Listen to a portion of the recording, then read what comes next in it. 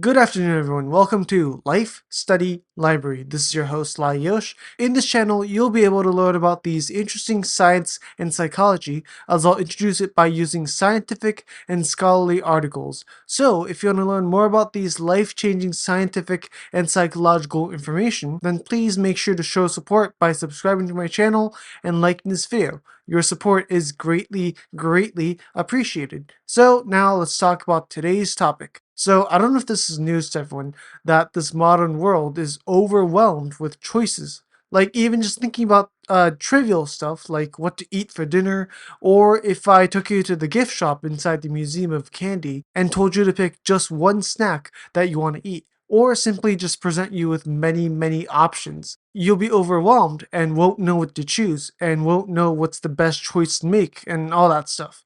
Well, surprise, because that's life. When you're living a life, you just have so many choices to make even within your day.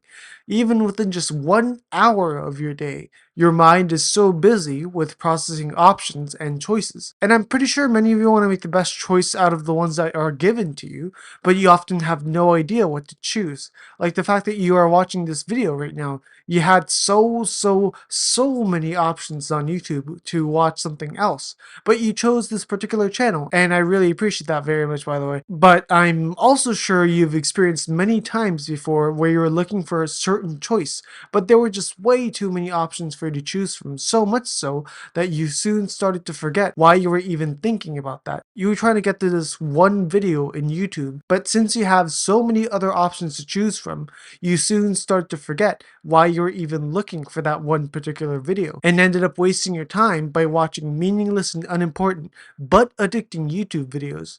Same thing with other areas of your life, with work, where to work, who to hang out with what to buy, so many choices, so little time.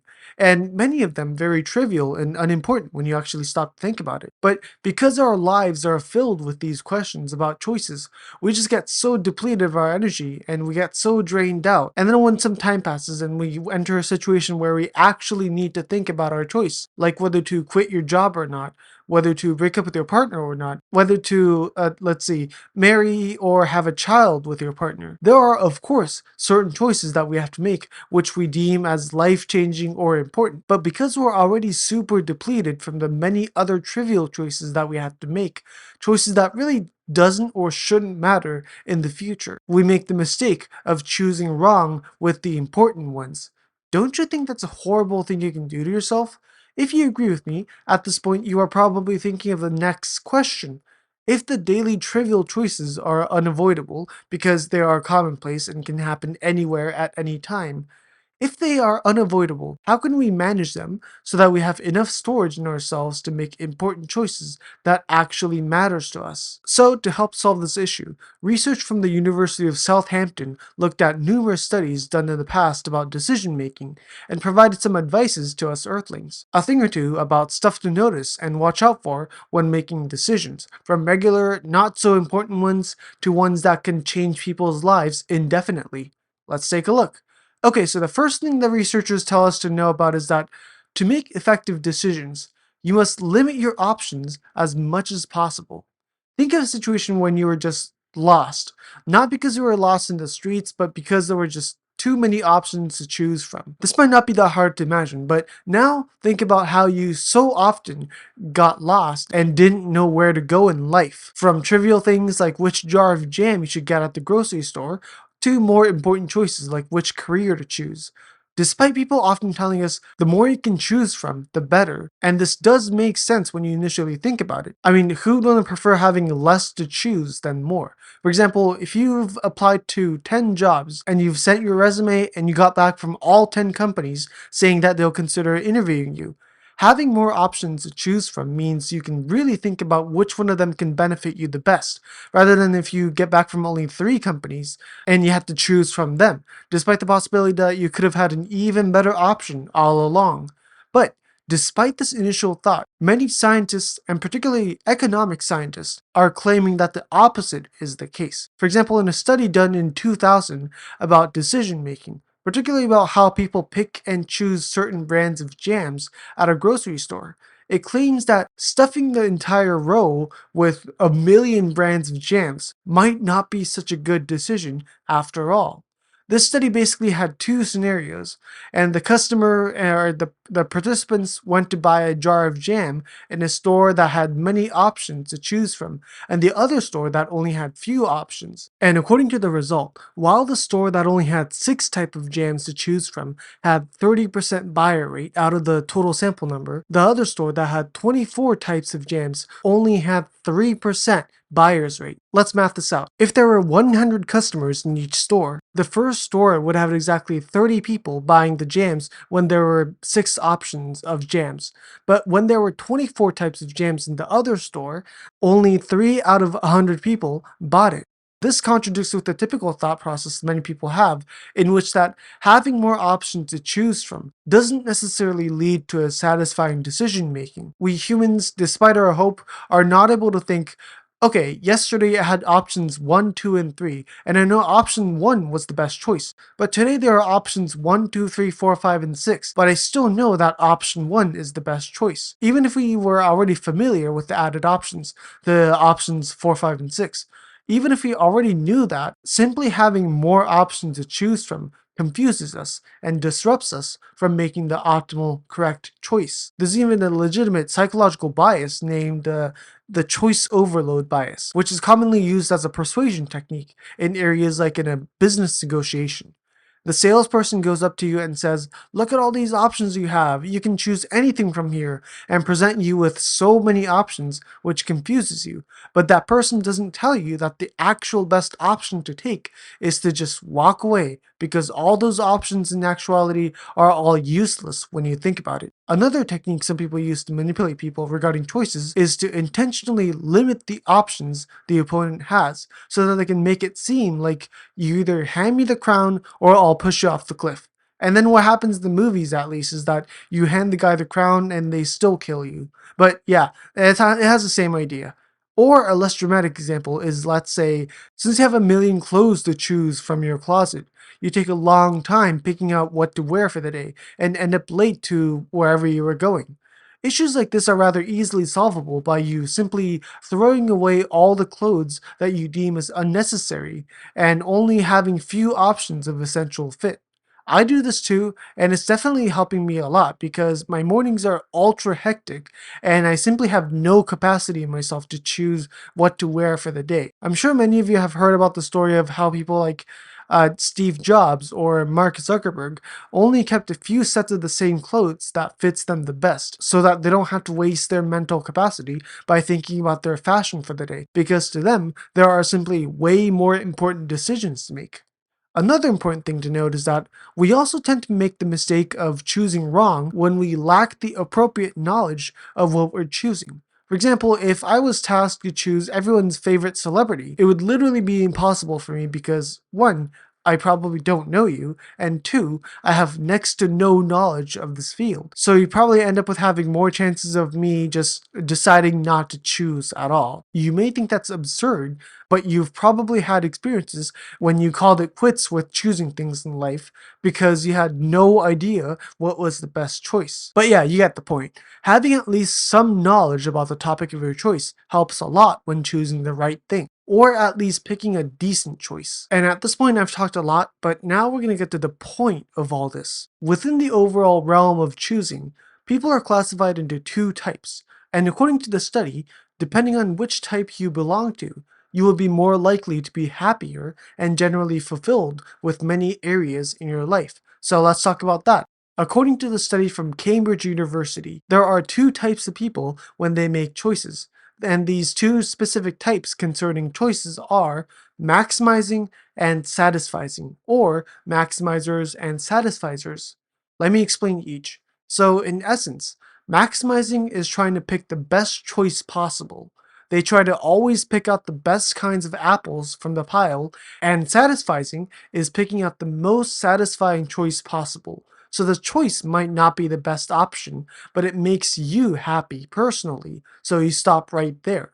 And at this point, can you guess the result of all this? Which one do you think will make people happier more often? Or I should say, which one of them have a greater chance of leading to dissatisfaction? The answer is that maximizers tend to end up dissatisfied compared to satisficers. The study team actually had found a negative correlation between maximizing tendencies and general happiness in life. The more of a maximizer you are, the less happy you'll most likely be. But why is this? Well, the answer might be pretty straightforward to some people. Maximizers are essentially the perfectionists, or something close to it. And perfectionists, those who always try to aim for 100%, or maximum result with everything, are generally more dissatisfied with life because they generally do not see any other result other than 100%, a satisfying result. I do agree that in a fair setting of competition, you should always strive to get 100% of the credit, and in the general sense, attaining that will lead to a tremendous boost of confidence in yourself. But we often forget that we don't always get 100% with everything, and honestly, we rarely do that in the real world. Getting a full score on anything takes time and practice, and often many failures to do so in prior. Now, think about it. If getting a full score on everything in life is the only time you become satisfied and confident in yourself, don't you think that's a tragic way of life? It means you rarely, if at all, become satisfied with your abilities and will often feel miserable about it. Even though getting a 99% can do you all the good, you do not see any positive outcomes because you didn't get the remaining 1%. Even though when you actually sit and think about it, getting a 99% is already excellent and should be enough to satisfy you. Or I guess another way to put it is that it gives you all the benefits you need. And another reason why maximizers are likely to feel dissatisfied in the end is because not accepting anything but 100% as a passing result will often lead to regrets about your past. I should have done that, or I should have picked that other option. Why didn't I do that? You become attached to the ideal of perfectionist, so much so that all you think after the event is about why you didn't choose the other option. And many scientists and psychologists have continued to claim that regrets about a past event is probably the biggest source of your negative emotion you can get. And this is likely due to the reason that things in the past that already happened are usually unchangeable, and if not, will take a tremendous and disproportionate amount of effort to do so. Simply put, it's not worth the cost, and lingering about it is in most cases meaningless. Comparatively, satisficers tend to be a lot more healthier in their mental state because they can feel happiness and fulfillment without necessarily getting 100% every single time. Of course, many of them will try their best to prepare and try to take the 100% result to the best of their abilities, and if they do, this is a huge accomplishment. However, to the satisficers, getting a 100% result isn't the only thing that can make them satisfied. Essentially, they can stay happy and satisfied without relying on always getting a full score. Generally, with things in life, they tend to have a line of, as long as I can get this, then I'm fine. They have this state of understanding that allows them to avoid needless pressure to be perfect. Another important benefit that satisficers possess is that since their satisfying line does not have to be at getting 100% with everything all the time, they tend to experience a state of relaxation and flexibility. The as long as thinking allows them to be free of any unneeded pressure and rigidity, so they can spend the rest of their time and emotional capacity to other stuff, making them more flexible compared to the maximizers who only spends the day working on this one project or this one test as if their literal life depends on it. I also have a video that talks about the difference between maximizers and satisficers in different areas of life, one that at first glance seems unrelated to test results or work. So that might give you a pleasant surprise that might allow you to relax a little. The video is called Social Interaction No-Nos: The Tragic Effect of Searching for a Best Friend. The link to the video is in the description, so if you're interested in maximizing and satisfying in this area of life, then you should go check the video out after you finish this one. So back to the main topic of this video. I've talked so far about how if you could choose between being a maximizer or a satisficer, you should tend to be a satisficer in many areas of life. But this video is particularly for those who are already a maximizer, who have seen this video and thought, okay, well, I guess I'm a maximizer, so I'm fated to be unsatisfied with myself for the rest of my life. And my message for people like you is that not all hope is lost. Interestingly, science and psychology suggest that there might be a way for everyone, even those who are initially maximizers, to not feel stressed with their actions, particularly with how they choose. And the way we can all accomplish this is by habit making. What do I mean by habit making? What does habits have to do with making me, a maximizer, happy with what I choose? Well, what I mean is that you'll probably be able to escape the negative maximizing tendencies by automating, or in this sense, habit making. Don't worry if you can't get your finger on it right away, I'll explain. So, like I said before, making decisions or having to choose between multiple options, no matter the scale of importance, can drain us. Making conscious decisions makes us tired, but this is a skill that is important in the modern world. So, how can we combat this issue? The answer to this question is to make it into a habit.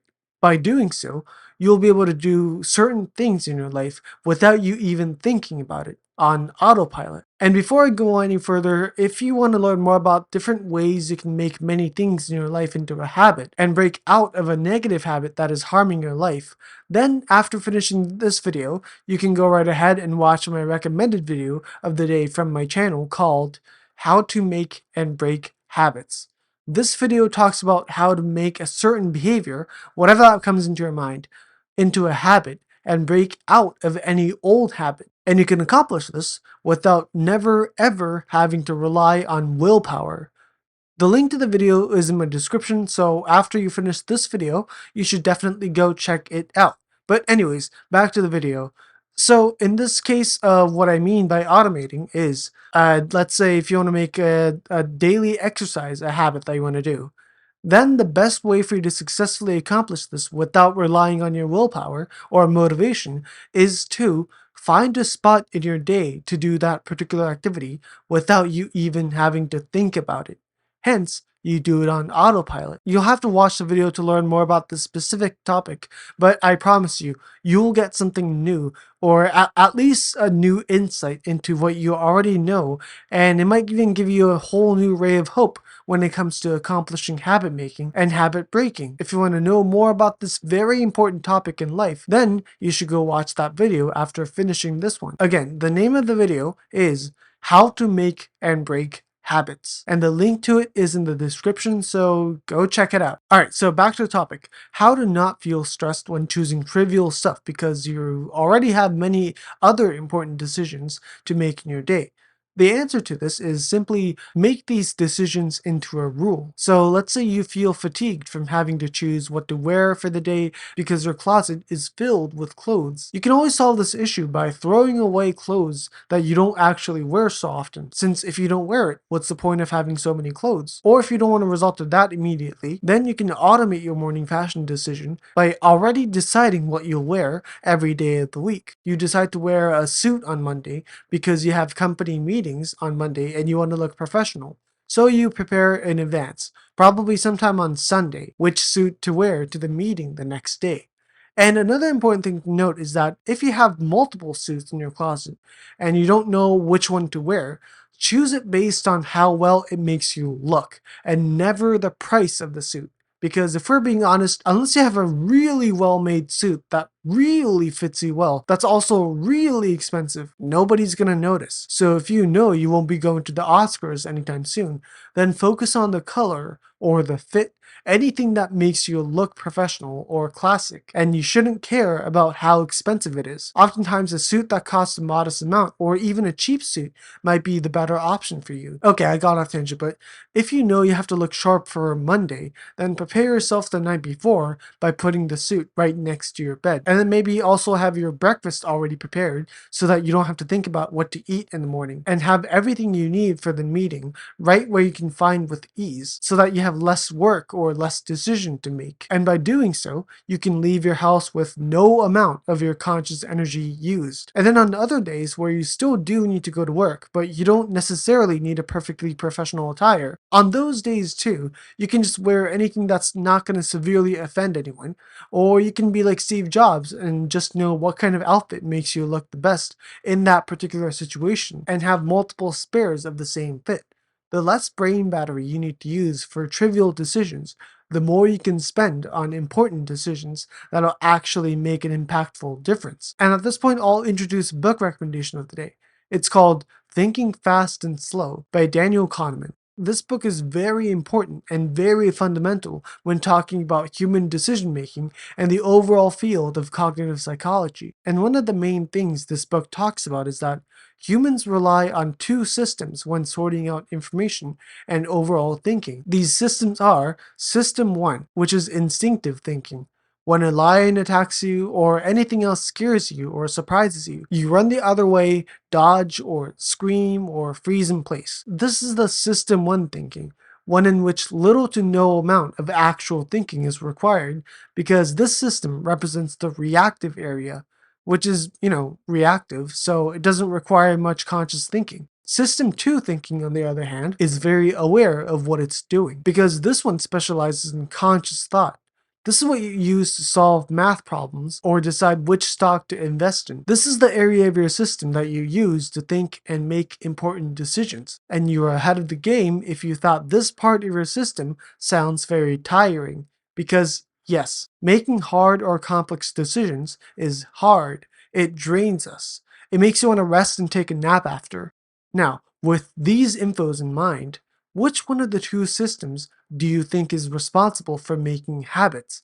The answer is System 1. Because System 1 thinking doesn't require actual thought, it's way more energy efficient. So don't you think it would be awesome if we were able to use the System 1 thinking in as many areas of our lives as possible? But before I get too carried away, I have to warn you, you can't rely on the System 1 thinking everywhere you go. There are a lot of hard and critical thinking you need to do in order to live in this modern world. For example, choices about friendship and who you choose to hang out with, that'll matter a lot to many people. This will probably be pretty obvious when you think about the impact your social circle can give you. If you hang out with the wrong kinds of people, you might get tricked and get things taken away from you or get betrayed and all sorts of stuff. So you can't just become close friends with people on a whim. You'll need a set of rules on who to become friends with. And here too, you can apply the knowledge of the if-then rule. You make a certain rule of friendship in advance, and if that person applies to the set of rules that you made, then that person will at least have a chance of becoming your friend. Of course, from that point onward, you have to make the effort to deepen the relationship with your new friend. But for starters, you'll need to know what kind of social values that person will require to have to share with you in order to form a healthy social bond. And if you're not sure of what values to pick or any other questions regarding friends and social relationship building, then you can watch my other recommended video in the description. It has videos like what makes a good friend? One scientifically proven aspect that determines a good friend. This video talks about the specific criteria that you need to pass in order to form a good relationship with that person. Likewise, there are a lot more videos talking about this topic, and you can watch all of them by clicking the videos available in the description. Just go ahead right after you finish this video and click whatever videos you are interested in. I know I have a lot of videos, but I promise you, any one of them will give you something new and educational that you can use to make your social life better. Okay, that's all I wanted to say in this video. Thank you so much for watching. If you haven't already, please make sure to show support by liking this video and subscribing to Life Study Library. That'll help me so much with growing this project. And with that, I've been your host, Lai Yosh, and I'll see you in another video.